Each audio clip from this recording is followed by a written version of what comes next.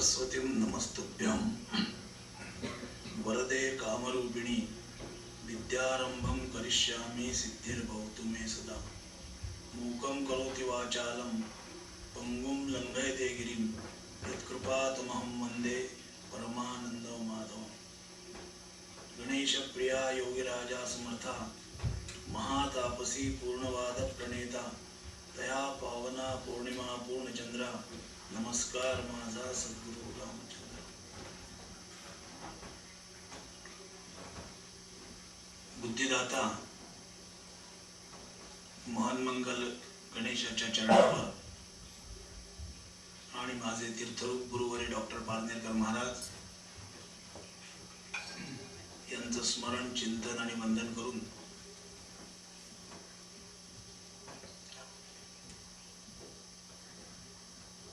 आज या ठिकाणी ज्यांनी हा योग घडवून आणला ते माननीय बालेरावजी, फाउंडेशनचे अध्यक्ष माननीय माधवजी आपटे साहेब, माझे ज्येष्ठ मित्र माननीय अरुण कोपरकरजी, आत्ताच या ठिकाणी उपस्थित झालेले माझे मित्र निखिल आणि उपस्थित माझ्या बंधू भगिनींनो,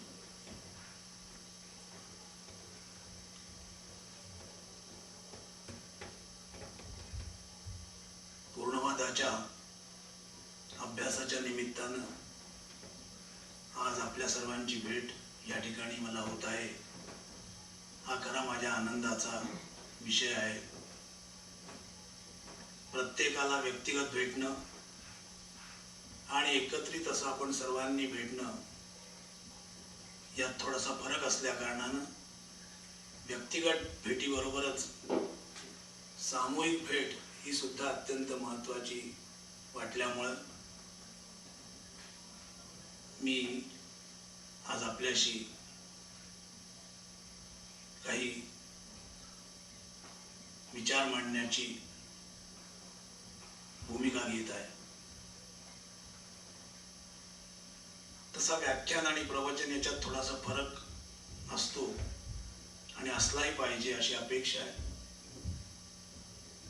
व्याख्यानात साधारणतः आपण उभं राहून बोलतो आणि प्रवचनात बसून बोलतो एवढाच फरक नाहीये, तर त्यात विशेषत्वानं म्हणजे व्याख्यानात शिकवण्याची भूमिका असते तर प्रवचनात शिकण्याची भूमिका असते।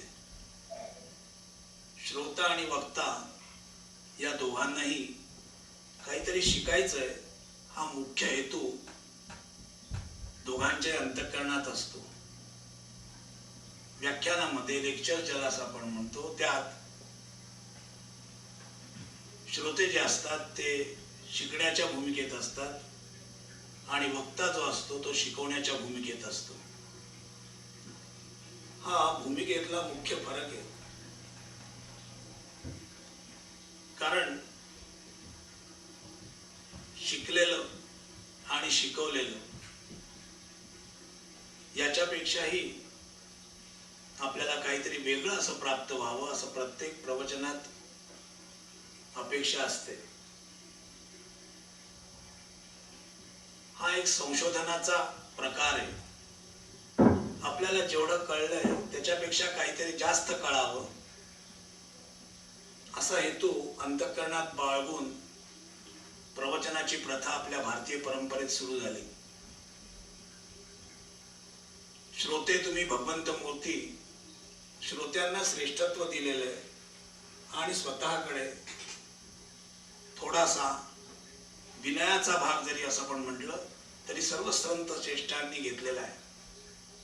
त्यामागचा हेतू हा आहे की मला जेवढं कळलंय, जसं कळलंय त्याच्यापेक्षा अधिक चांगलं कळावं आणि मला ते अधिक चांगलं प्रतिपादन करता यावं अशी मूलभूत प्रार्थना या प्रवचनात असते।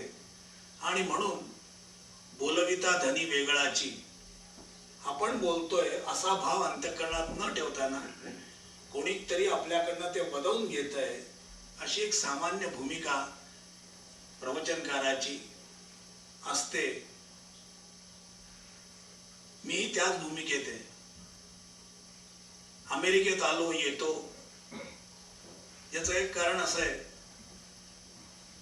की इथे जी मंडळी आली आहेत त्यांचाही अभ्यास करायचा आणि अमेरिकेचाही थोडाफार अभ्यास करायचा हा मुख्य हेतू माझा या ठिकाणी येण्याचा असतो.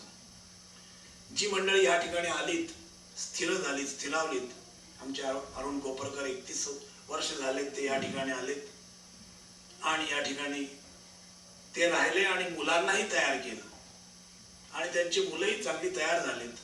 आणि ह्या वेळेला येण्याचं एक मुख्य आकर्षण म्हणा, कारण म्हणा, आमच्या अरुण दादांच्या मुलीचा अरंगेत्रमचा कार्यक्रम 12 ऑगस्टला सॅन होजेला झाल्यामुळे त्या कार्यक्रमाच्या निमित्तानं मला या ठिकाणी येता आलं आणि तुमच्याही सर्वांच्या भेटीचा योग येत आहे. ते त्याबद्दल अरुणरावांचे मुख्यतः मनपूर्वक आभार मानणं. त्यांनी मला ही संधी मिळवून दिली आणि म्हणून तुमच्याशी विचार विनिमय करण्याचा हा योग मला मिळालेला आहे. दुसरी गोष्ट आमच्या श्री माधवरावजी आपटे यांच्याबद्दलही म्हणायला पाहिजे की त्यांनी मला ही फाउंडेशनची कल्पना सांगितली की तत्वज्ञान म्हटल्यानंतर त्याचा अभ्यास सर्वांनी करावा आणि तो जास्तीत जास्त लोकांपर्यंत पोचावा. याच्यासाठी काही माध्यमं लागत असतात आणि म्हणून काही संस्था लागत असतात. एक संस्था नवी जन्माला आपण जर घातली तर कदाचित आपण हा विषय अधिक लोकांपर्यंत पोहोचवू शकू. या भूमिकेतून त्यांनी doctor RP Parnerkar life management arts and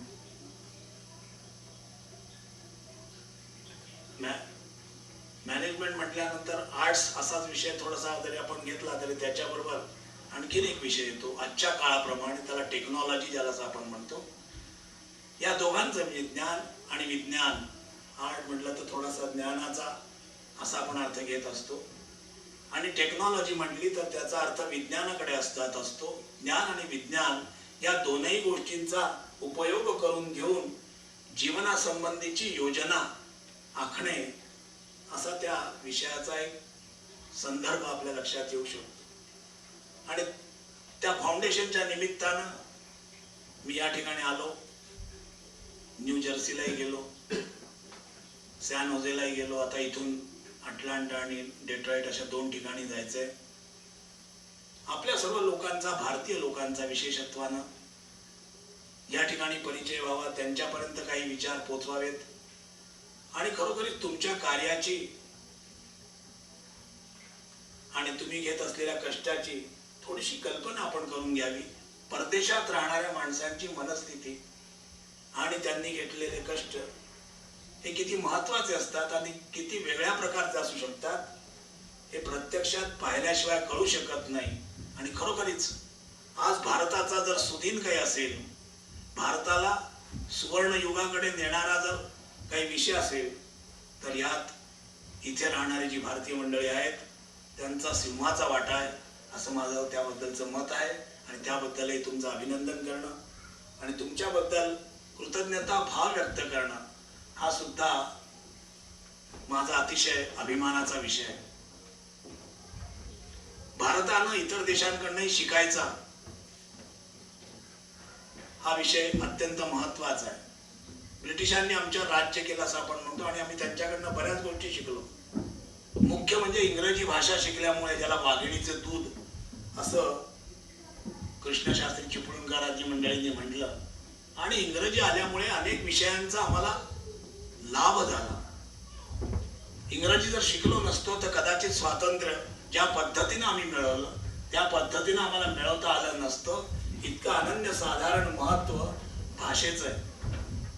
बाकी गुण आम्ही त्यांच्याकडनं शिकलोच. पंक्च्युअलिटी ज्याला आपण म्हणतो तेही शिकलो. अनेक गुण, व्यक्तिगत जीवनातले गुण, सार्वजनिक जीवनातले गुण, तत्वज्ञानातले गुण, विज्ञानाधिष्ठित असलेला बुद्धिवाद ज्याला आपण म्हणतो, सायंटिफिक आउटलुक असा जो विषय आहे तोही आम्ही त्यांच्याकडनं शिकलो.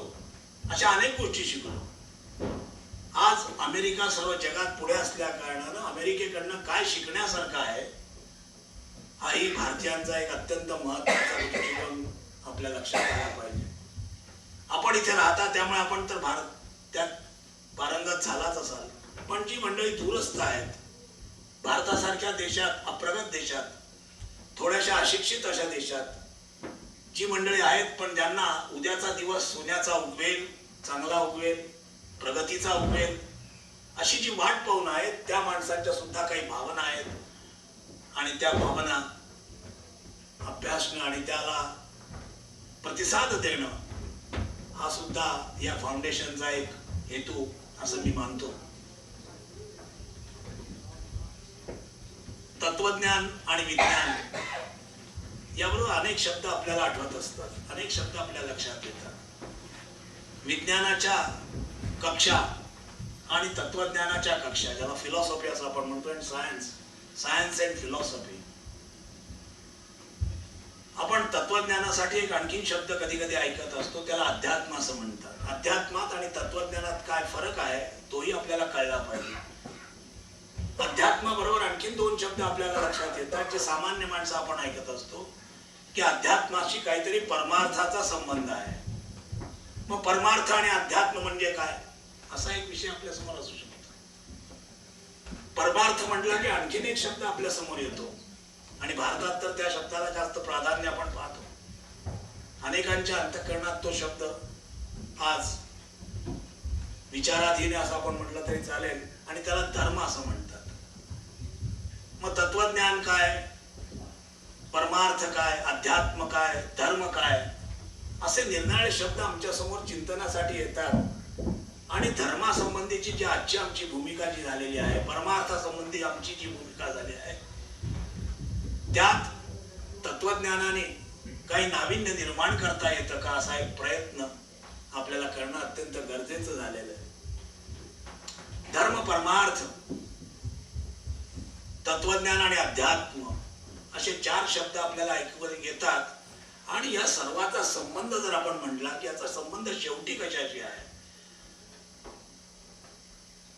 तो जो विषय आहे तो विषय आणखीन थोडासा याच्या पलीकडला असं आपण म्हणत असतो आणि त्याला म्हणत असतात देव.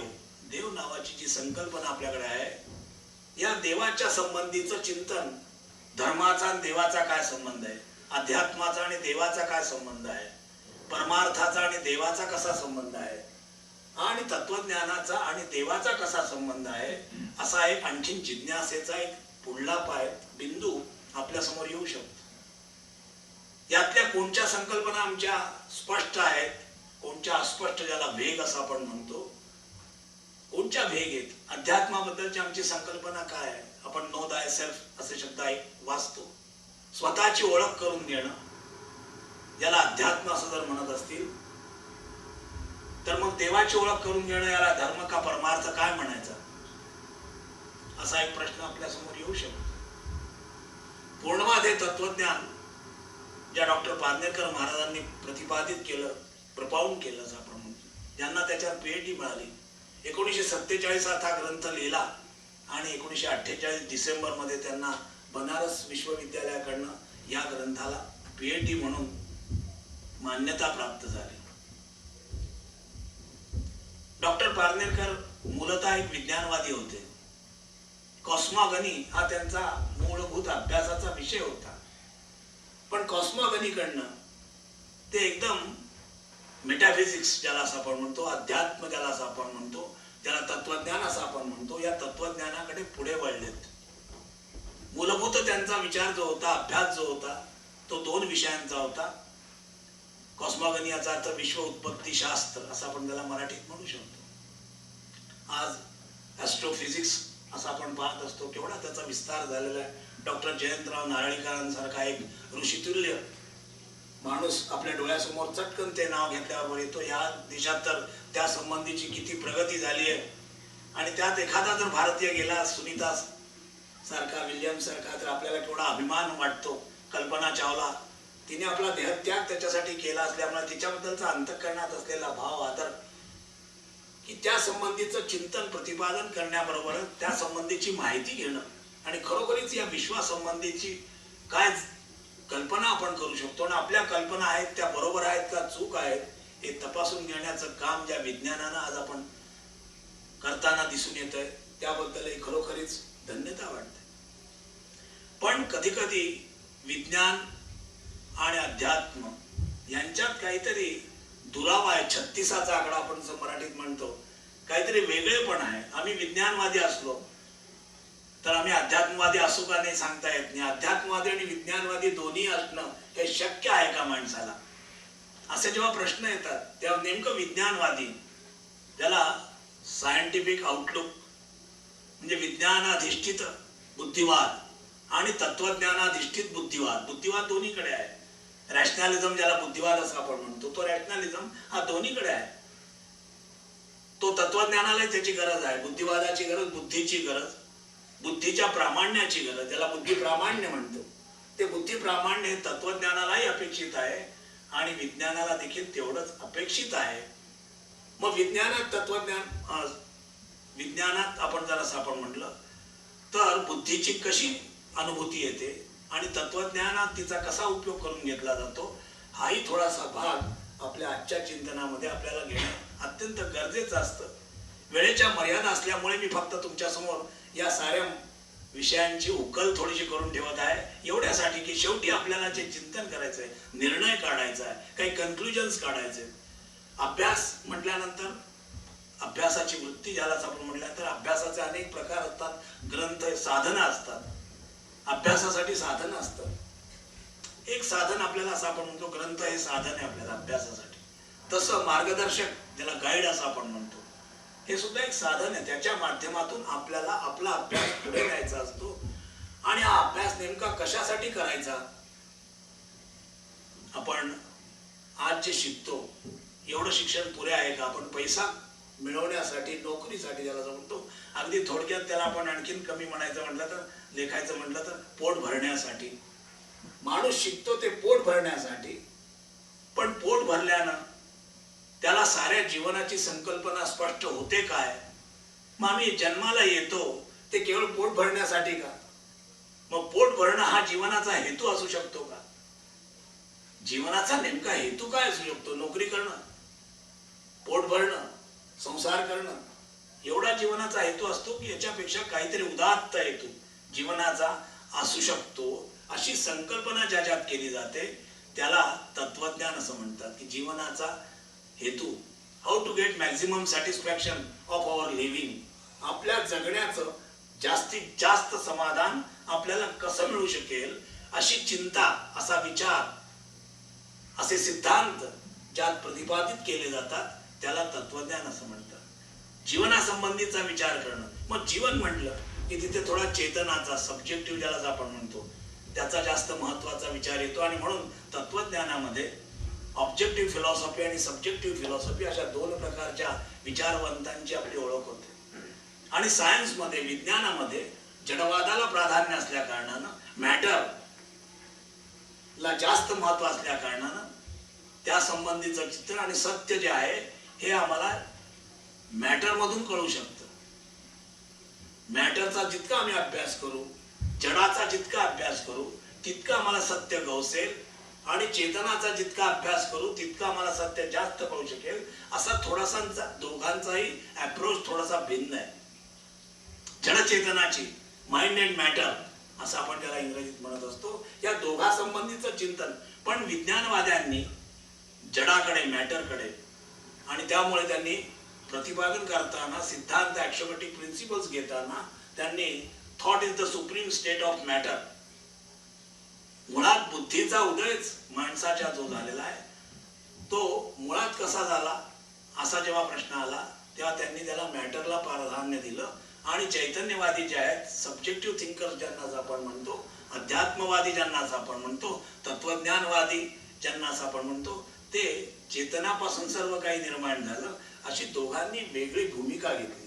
आणि या दोन भूमिकेचं मोठं गमतीदार असं विश्लेषण आपण ऐकत असतो, पाहत असतो.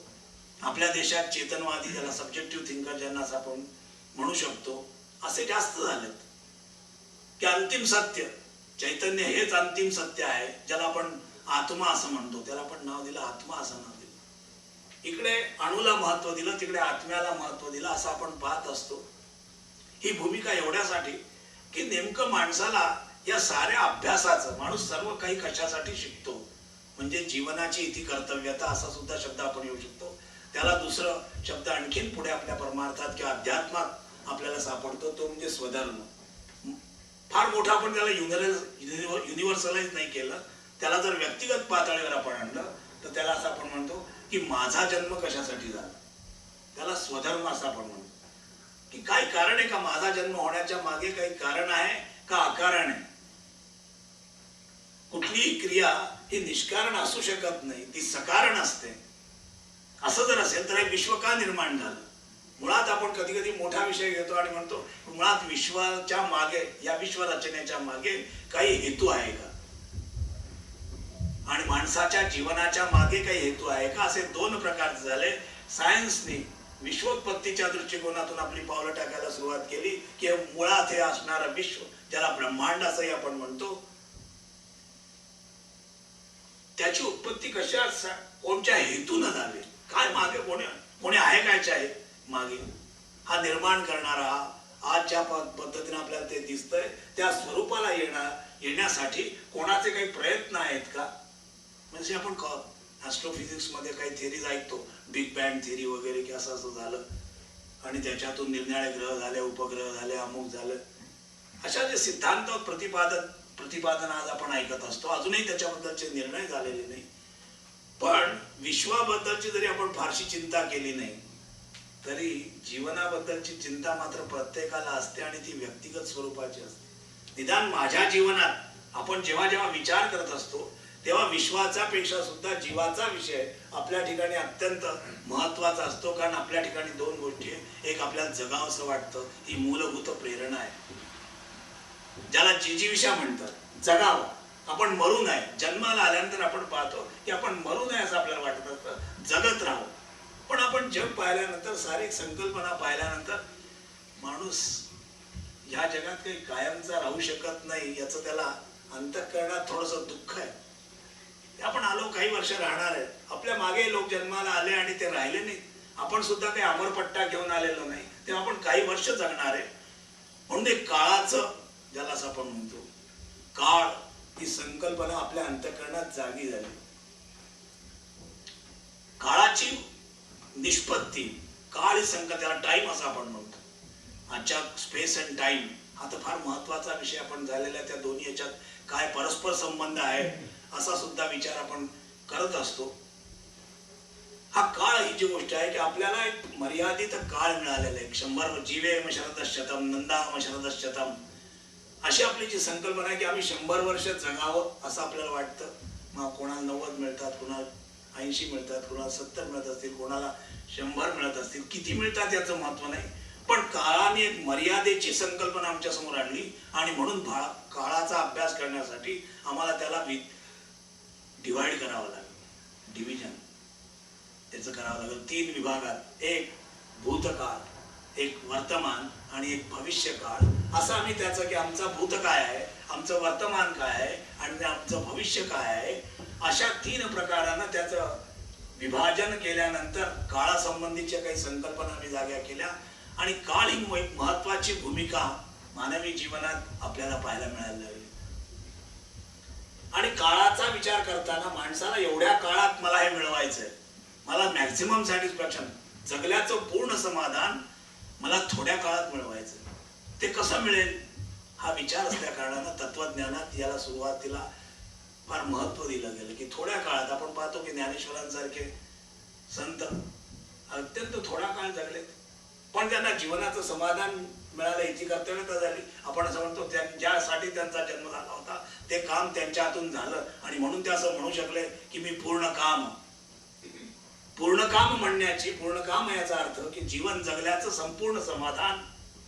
आणि आपण 90 वर्ष 80 वर्ष जगून सुद्धा आपल्याला जीवनाचं समाधान लाभत नसेल तर जीवनाचं समाधान मिळण्यासाठी काय करावं लागतं, असा एक स्वाभाविक प्रश्न माणसाच्या मानवी जीवनात आपल्याला पाहायला मिळतो.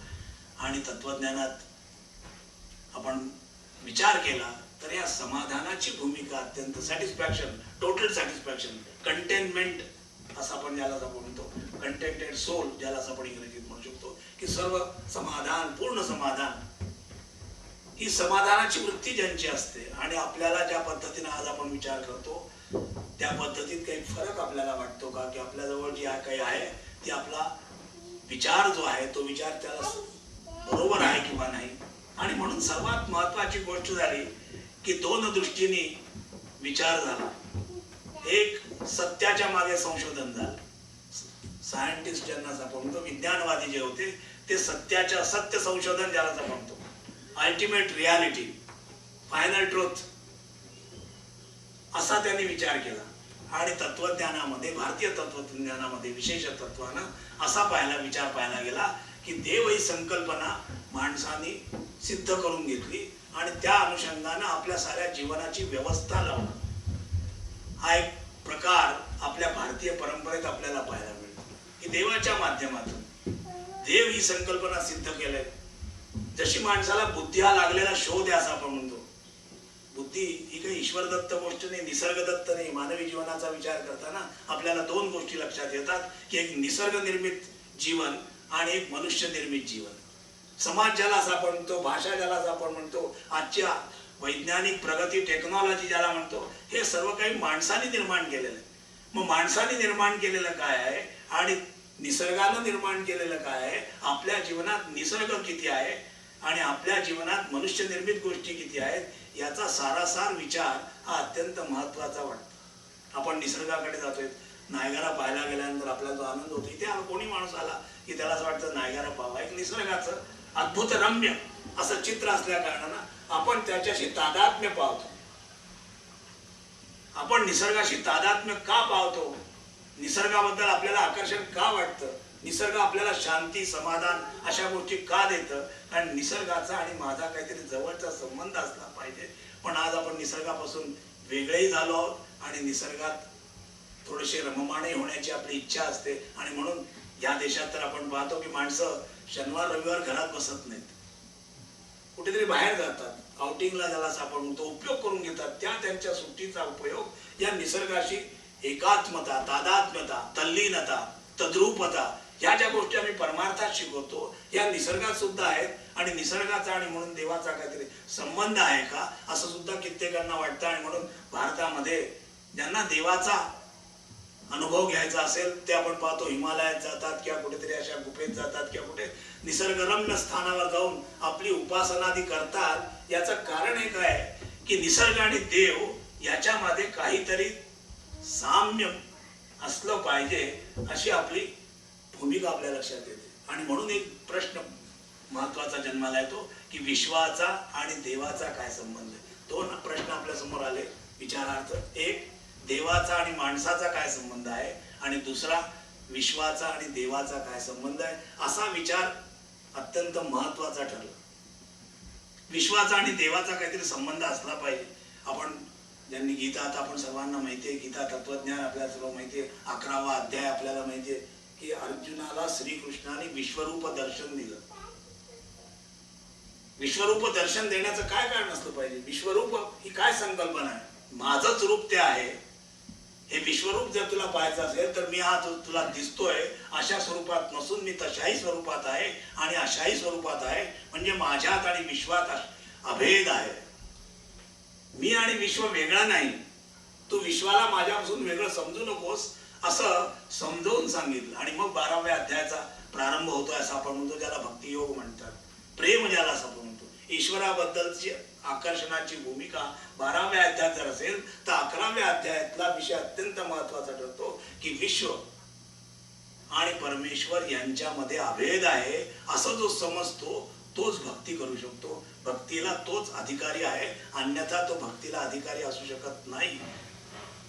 किती ज्ञान त्याला जरी मिळालं पण त्याला जर विश्वात त्यांनी भेद केला की विश्व काहीतरी वेगळं आहे आणि देव काहीतरी वेगळा आहे असं जर त्यांनी घेतलं तर त्याला भक्ती असं आपण म्हणतो. ही भक्ती करता येत नाही. आणि म्हणून पहिल्यांदा या विश्वाचा आणि देवाचा विषय आणि दुसरा जो आहे तो आपला आणि देवाचा विषय. माझा देवाशी काय संबंध आहे हाही एक प्रश्न चिंतनात घ्यावा लागतो आणि तत्वज्ञानात याच्यावर जास्त भर द्यावा लागतो. पूर्णवादाने या दोन्ही प्रश्नांची उत्तरं दिलेली आहेत. पूर्णवाद हा जो याला पूर्ण म्हटलेला आहे, ओम पूर्णमदः पूर्णमिदं पूर्णात् पूर्णमुदच्यते पूर्णस्य पूर्णमादाय पूर्णमेवावशिष्यते. त्याच्या मागची परंपरा तत्वज्ञानाची आपल्याला सर्व माहिती आहे. बुद्धापासूनची शून्यवाद ज्याला असं आपण म्हणतो, शंकराचार्यांचा असणारा मायावाद जो असं आपण म्हणतो, याला पूर्व पक्ष करून डॉक्टर पारनेकर महाराजांनी हा पूर्णवाद, पूर्णाची संकल्पना, पूर्ण आणि शून्य याच्यामध्ये काय फरक आहे, शून्याची संकल्पना काय आहे, आपण संपल्यानंतर सर्व काही संपतं, आप मरे और जग डूब गया, अशी जी आपली संकल्पना असते, आपल्यानंतर काय आपल्याला असू शकतं का काही, अशी जी संकल्पना आहे. यापेक्षा पूर्णाची संकल्पना जी आहे, पूर्ण ज्याला आपण म्हणतो, ही पूर्णाची संकल्पना आपल्याला स्पष्ट व्हावी यासाठी तत्वज्ञानामध्ये ज्या निरनिळ्या स्कूल्स निर्माण झाल्या त्याचा अभ्यास करून डॉक्टर पारनेकर महाराजांनी एक पूर्णवाद नावाचा, ज्याला इंग्रजीमध्ये ॲब्सोल्युटिझम असं आपण म्हणतो, आपल्या इथे मध्ये कापरा वगैरे लोक आहेत, त्याने होलिस्टिक थिंकिंग ज्याला असं आपण म्हणतो, पॉझिटिव्ह थिंकिंग सारखंच होलिस्टिक थिंकिंग हाही कापरा वगैरे इकडले लोक नव्या पद्धतीने प्रतिपादन करतात.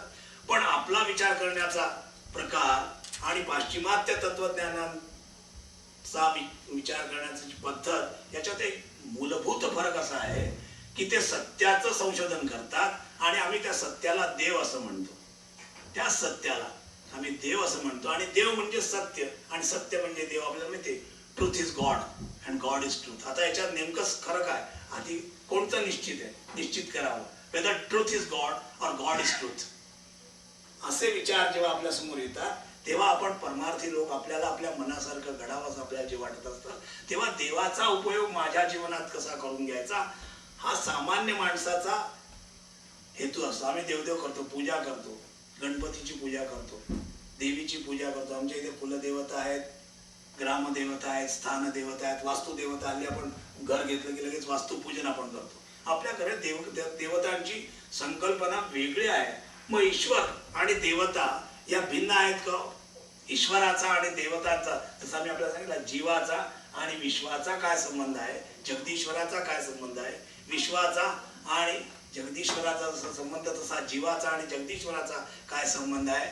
तुकाराम महाराज ज्याप्रमाणे म्हणतात, विष्णुमय जग वैष्णवांचा धर्म, भेदा भेद भ्रम अमंगळ. हे सांगण्याचं कारण हेच आहे की विश्व आणि जीव याच्यामध्ये, देव याच्यामध्ये भेद करायचा नाही असं आपल्याला त्या ठिकाणी सांगण्यात येतं. आपल्याला हे कशासाठी पाहिजे, या साऱ्या तत्वज्ञानाचा का पूर्णवादाचा अभ्यास कशासाठी करायचा, हेतू मी तुम्हाला पुन्हा सांगितलं की आपला काय हेतू, कशासाठी आपण एकत्र झालो. बरं, आपण देवदेव करतो आणि मग देव केल्याचं समाधान आहे का आपल्याला?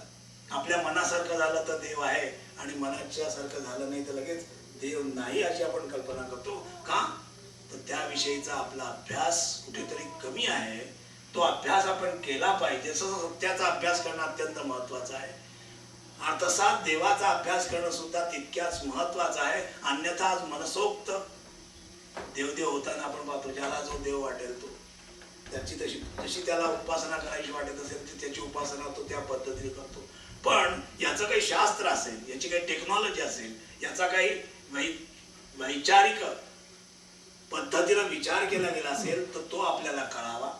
आणि आजच्या काळात जशी सर्व शास्त्रांची प्रगती झालेली आहे तशी तत्वज्ञानाची भरपूर प्रगती झालेली. मग ते पाश्चिमात्य तत्वज्ञान असो वा पौर्वात्य तत्वज्ञान असो, पाश्चिमात्य तत्वज्ञानामध्ये आणि पौर्वात्य तत्वज्ञानामध्ये आपण जरी विचार केला तरी प्रत्येक तत्वज्ञानात, प्रत्येक शास्त्रात भर पडती आहे. आणि ती भर परमार्थ नावाच्या शास्त्रात, अध्यात्म नावाच्या शास्त्रात, तत्वज्ञान नावाच्या शास्त्रात सुद्धा ही भर पडलेली आहे. ही नेमकी भर काय पडली आहे, काय विशेष आम्ही प्रतिपादन करतो, हा विषय तुमच्या आमच्या दृष्टीने अत्यंत महत्वाचा आहे. आणि म्हणून देव, ज्याला ईश्वराचं स्वरूप, आता आपल्याला दोन शब्द ऐकतो आपण ईश्वराच्या बाबतीत, दोन शब्द ऐकतो, एक निर्गुण आणि एक सगुण. तुझं सगुण म्हणू का निर्गुण रे, आपण गाणे ऐकतो. नेमकं काय आहे, देव ही नुसती एक शक्ती आहे का देव तुमच्या आमच्यासारखा, ज्याला असं आपण माणसाच्या स्वरूपासारखा जसा आपला आहे, आपण एकमेकाशी भेटतो, बोलतो, असा प्रत्यक्ष देवाचा साक्षात्कार, देवाचा अनुभव ही सत्य गोष्ट आहे का? या देव संकल्पनेवर विचार करताना आपल्याला सगुण आणि निर्गुण, जसं आता आमच्या अरुणरावने उल्लेख केलाय का, प्रश्नाचा ह्या निमित्तानं, आणि त्याला म्हटलंय सकाम आणि निष्काम. सकाम काय?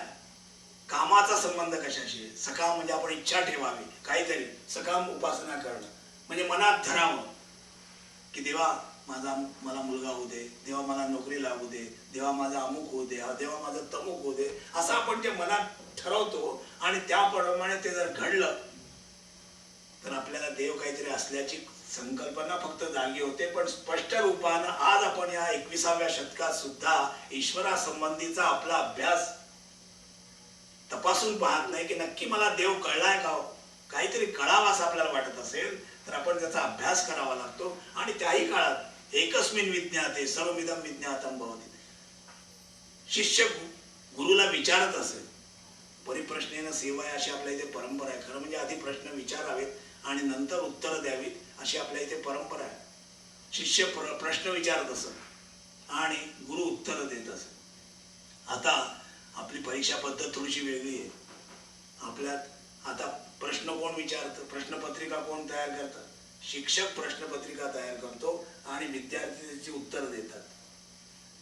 परंपरेच्या दृष्टिकोनातून विचार करताना शिष्याचा किती अभ्यास असेल हे त्याच्या प्रश्नावरून कळतं. म्हणून प्रश्न विचारणं ही अत्यंत महत्वाची गोष्ट. शिष्याने प्रश्न विचारला पाहिजे, म्हणजे त्याला नक्की नेमकं उत्तर काय पाहिजे आहे, त्याचा कुठे तो अडला आहे, त्याची कुठपर्यंत तयारी झाली आहे, त्याचा अधिकार काय आहे. अधिकार तैसा करूपदेश, हा अधिकार कशावरून कळेल त्याचा, जर त्यानं प्रश्न विचारला तर.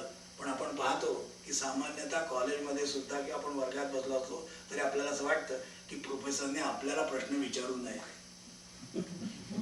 बॅक बेंचेसवर जी गर्दी असते आणि पुढल्या फर्स्ट बेंचवर कोणी बसत नाही, कारण त्याला माहिती असतं शिक्षक आपल्याला लगेच विचारेल, त्याला प्रश्न विचारू नये. आणि इथे परंपरेमध्ये, परमार्थामध्ये, अध्यात्मामध्ये शिष्यांनी प्रश्न विचारलेच पाहिजे. शिष्याच्या प्रश्नाला म्हणून एक उत्तम उपनिषद आपल्या इथे जन्माला आलं आणि त्याचं नाव आहे प्रश्नोपनिषद.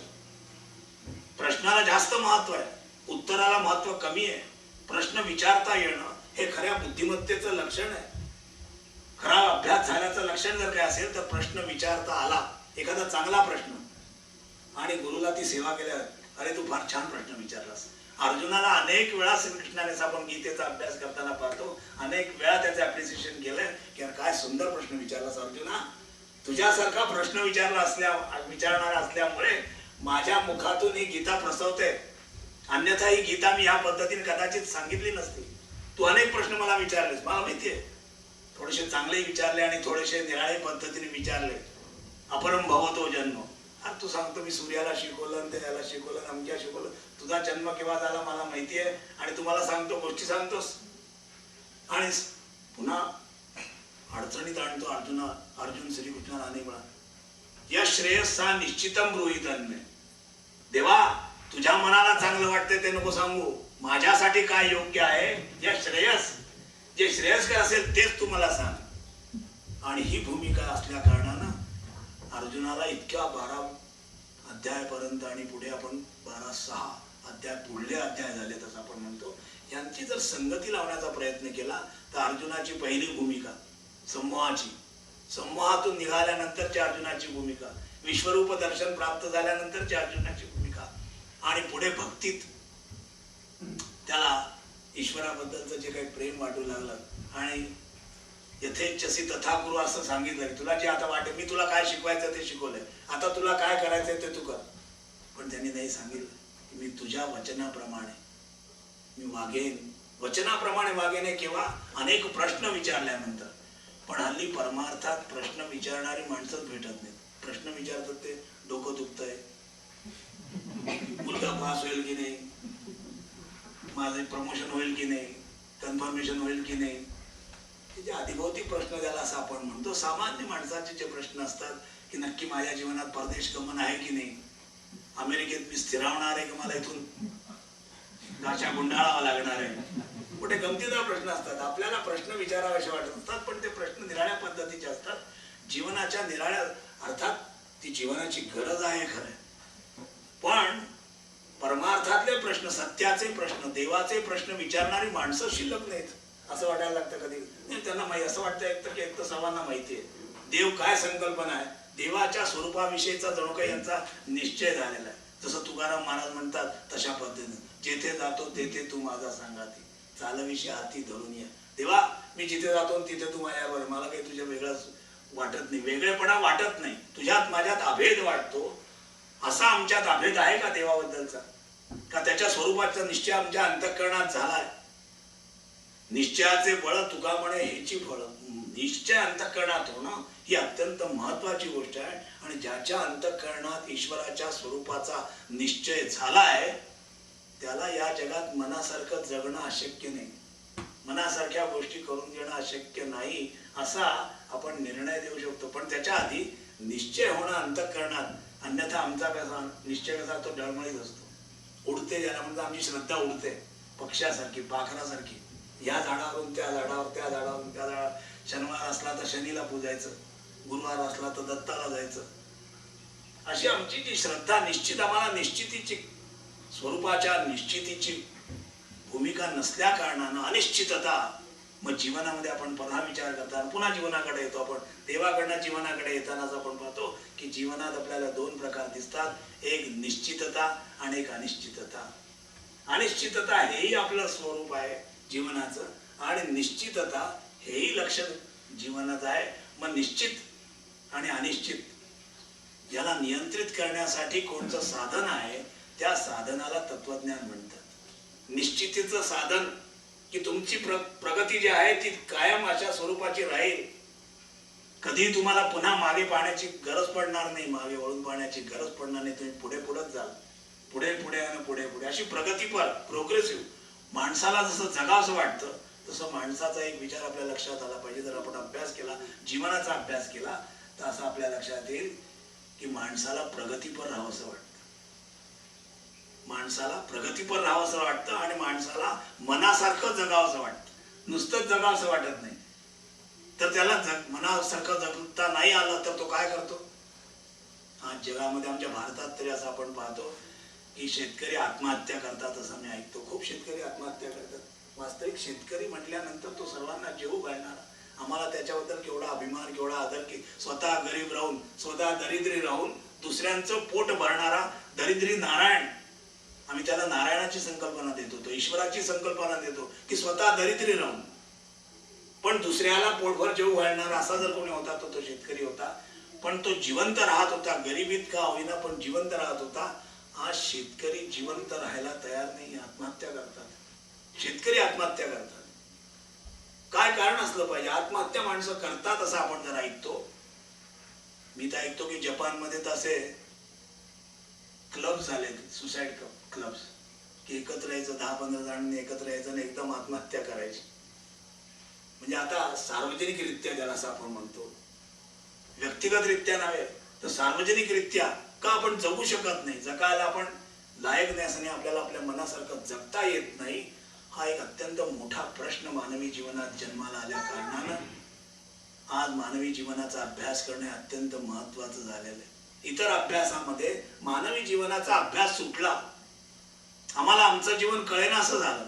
निश्चित आमचं जीवन प्रगतीपर आहे का आमची विगती होतीये, परागती होतीये, हे आम्हाला नक्की लक्षात येत नाही. आणि म्हणून माणसाच्या जीवनामध्ये दोन गोष्टी असं आपण पाहतो की एकाला म्हणतात स्थिती आणि दुसऱ्याला म्हणतात गती. स्थिती गतीच्या सापेक्षत्वात आपण विचार करू शकतो, स्थिती काय आणि गती काय. आणि म्हणून त्याच्यासाठी तत्वज्ञानामध्ये, भारतीय तत्वज्ञानामध्ये दोन संकल्पना तत्वाच्या दृष्टीने झाल्या. एकाला म्हणतात शिवतत्व आणि दुसऱ्याला म्हणतात विष्णुतत्व. शिवतत्व जे आहे ते स्थितीप्रिय. आपण पाहतो शंकराची संकल्पना केली की ते समाधिस्थ, असे आपण ते आपल्याला सहज शिकवलेले असते. ते कुठे हिमालयावर बसलेले आहेत, कसे आहेत, कर्पूर गौर आहेत. त्यांचं वर्णन कसं आहे, त्यांचं चिंतन आपण केलं, त्यांच्या गुणाचं वर्णन केलं तरी आपल्याला लक्षात येऊ शकतं की हा स्थितीप्रिय आहे. आणि विष्णू कसा आहे, गतिप्रिय आहे, गतिमान आहे, गरुडावर बसलेला आहे. गरुडावर बसला याचा अर्थ त्याला वाहन आहे आणि त्याला गतीची झेप घेणार आहे. म्हणजे गती, स्थिती गतीचा अभ्यास आम्ही देवांच्या या दोन संकल्पनेनं अत्यंत सुंदर केला. स्थितीही जीवनाला आहे आणि गतीही आहे. मग आपल्या जीवनाची स्थिती आणि गती यांचा सापेक्ष म्हणजे रिलेटिव्ह, सापेक्ष शब्दाचा अर्थ काय, रिलेटिव्हिटी, या दोघांची काय रिलेटिव्हिटी आहे, काय संबंध आहे. जसा विश्वाचा आणि देवाचा, जीवाचा आणि देवाचा संबंध म्हणजे रिलेटिव्हिटीचा आम्ही अभ्यास करतो. रिलेटिव्हिटी म्हटल्यानंतर कोणाची आठवण व्हायला पाहिजे आपल्याला, या देशात आइन्स्टीनची आठवण व्हायला पाहिजे आपल्याला. माहिती थिअरी ऑफ रिलेटिव्हिटी केवढा मोठा विषय विज्ञानात प्रतिपादित झालेला आहे. आपण रियालिटी आणि रिलेटिव्हिटी असे दोन विषय. विज्ञानाने रिलेटिव्हिटीचा विचार केला, वास्तवतेचा विचार केला, आणि तत्वज्ञानाने रियालिटीचा, अल्टिमेट रियालिटी, त्याला ऑन्टॉलॉजी म्हणतात. अंतिम सत्य काय आहे ते जर अंतिम सत्य कळलं तर मला माझ्या जीवनाची व्यवस्था लावता येते. अन्यथा माझ्या जीवनातले जे चढउतार आहेत, जशी पैशाचे चढउतार आपण ऐकत असतो, डिव्हॅल्युएशन, इन्फ्लेशनमुळे जर काही होत असतं, आपण रुपयाची किंमत, डॉलरची किंमत, पाऊंडची किंमत सर्वांची जशी बदलत असती, परिवर्तनशील असती, तशी आमच्या सुद्धा जीवनात आमची किंमत ही कमी अधिक होत असते. आणि ही कमी अधिक होणारी जीवनाची जी किंमत आहे, ही परिवर्तित होणारी जीवनाची किंमत जी आहे, याला जर निश्चित करायचं असेल तर आपल्याला स्थिती आणि गतीचा अभ्यास करावा लागतो. ही स्थिती शिवस्वरूप आहे आणि गती ही विष्णुरूप आहे, आणि म्हणून दोन तत्वांचा आम्ही अभ्यास केला. आणि पूर्णवादाने या दोन तत्वांचा अभ्यास करून, स्थिती आणि गतीचा अभ्यास करून, एक तिसरी संकल्पना सांगून मी हा विषय थांबवणार आहे. अत्यंत महत्वाचा मुद्दा ज्याच्यावर आपल्याला यायचं आहे, आणि ती या गतिस्थितीच्या सापेक्षत्वात येणारा एक शब्द, अतिशय सुंदर शब्द, आपल्या सर्वांच्या दृष्टीने अत्यंत महत्वाचा असा शब्द ज्याला म्हणतात, त्याला म्हणतात परिस्थिती. आपण म्हणतो मुलाला परिस्थितीची जाण नाही. परिस्थिती ही काय आहे? ही स्थिती सापेक्ष आहे का गती सापेक्ष आहे? परिस्थिती गती सापेक्ष कशी असते आणि परिस्थिती स्थिती सापेक्ष कशी असते? कारण परिस्थिती म्हटल्यानंतर त्यात दोन्ही आहे. आजची परिस्थिती उद्या राहणार नाही, आणि कदाचित उद्याची असणारी परिस्थिती आज नाही हे निश्चित आहे. म्हणजे परिवर्तन होणार आहे. जर स्थिती गती असेल तर माणसाला ज्याचा विचार करावा होता, आपण तत्वाचा अभ्यास एवढ्यासाठी करत असतो की आपल्याला आपली परिस्थिती जी आहे, मग ती मानसिक परिस्थिती असो, शारीरिक असो, बौद्धिक असो, सामाजिक असो, जागतिक असो, राष्ट्रीय असो, कुठल्याही प्रकारची परिस्थिती, ही परिस्थिती लक्षात येणं अत्यंत महत्वाचं आहे. आपली परिस्थिती आपल्याला निश्चित करता येणं, आणि ही रोज आपल्याला आपल्या परिस्थितीची ओळख होणं. ही परिस्थितीची ओळख दोन गोष्टीतून होत असते. एक जगाशी संबंध आणल्याने, आणि एक जनतेशी संबंध आणल्याने, अनेकांशी संबंध आणल्याने, इतरांशी संबंध आणल्याने. जगाशी आणि जनतेशी अशा दोघांशी संबंध आणला तर आपल्याला आपल्या परिस्थितीचा अंदाज येतो. आणि म्हणून माणसाने, आपण पाहतो पूर्वीचे लोक प्रवास करायचे, यात्रा करायचे. कशासाठी यात्रा करायचे? जगाशी संबंध यावा म्हणून.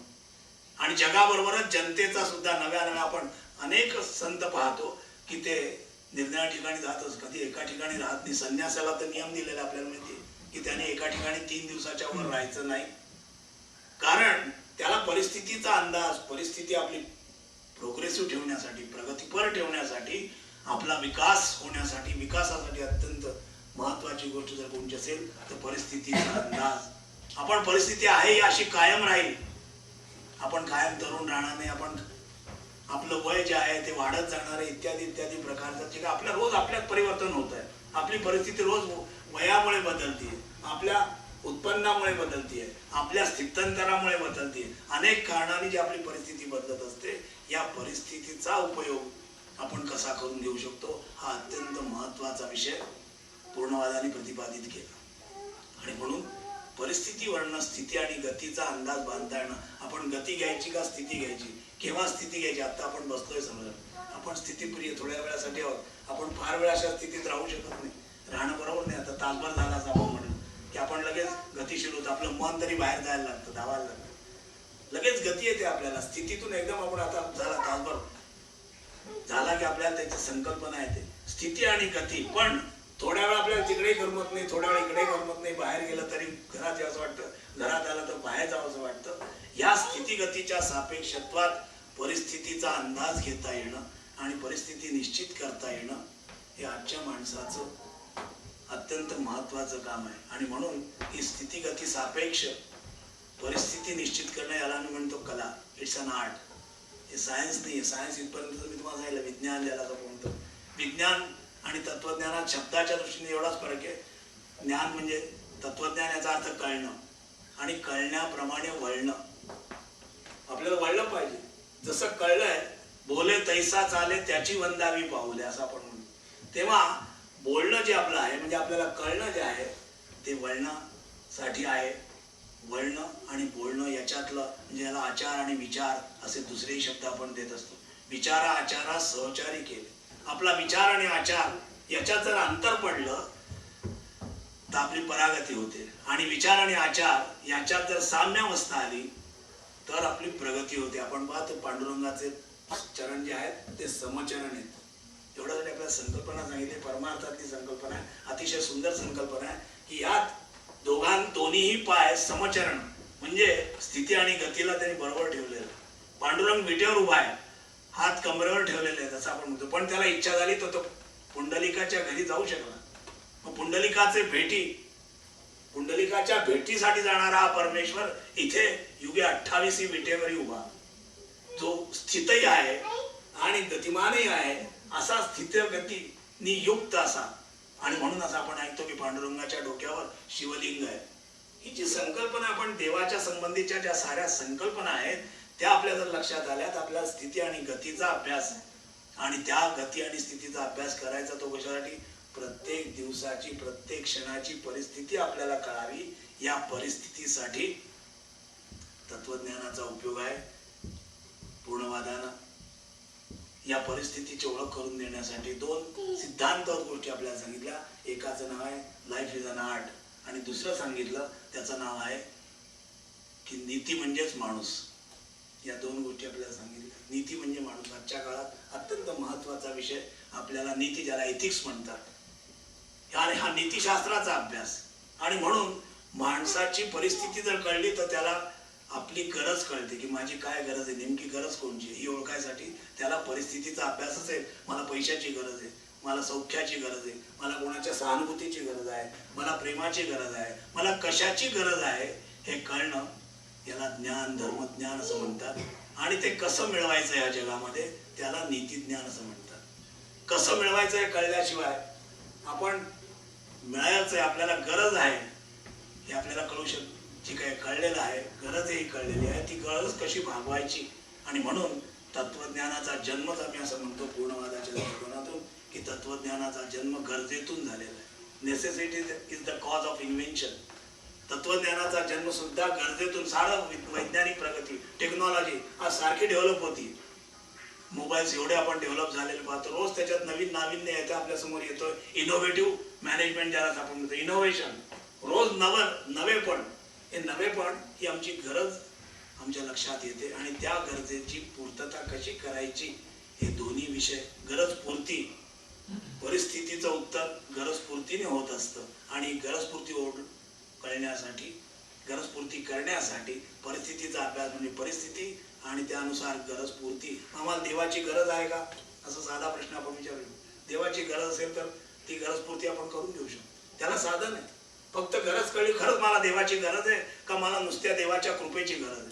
देवा बस तू भेटू नकोस बाबा, तू नाही भेटला तरी चालेल, तुझी कृपा मला पाहिजे. मग देवाची कृपा काय आणि देव काय? प्रत्यक्ष देव आला तर आपल्याला काय त्याच्याकडे मागायचं हे कदाचित कळणार नाही. त्याचं स्वागत कसं करायचं हे आपल्याला कळणार नाही. आपण त्याची तयारी केलेली नसेल तर आपल्याला त्याचा काही उपयोग होणार नाही, उलट त्रास वाटेल. नाही बाबा तू तुझ्या स्वस्थानावर जा.